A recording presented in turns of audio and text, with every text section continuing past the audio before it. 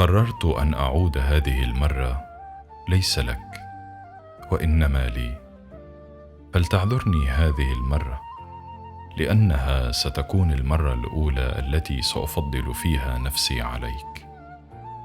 قررت أن أعود لأرمم كسوري ولأشكر عقلا كان حاضرا دائما وأبدا إلى جانب قلب تلقى من الصدمات ما تلقى.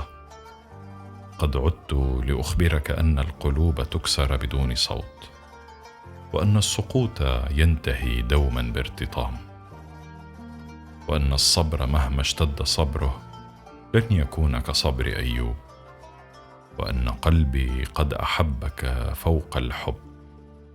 وأما بخصوص أن النعم وإن أهملت فإنها لا تدوم، أنا الآن سأكمل طريقي وأعلم أنني أستطيع، وأنت من الآن شخص عابر لم يمر بقلبي ولو كذبا.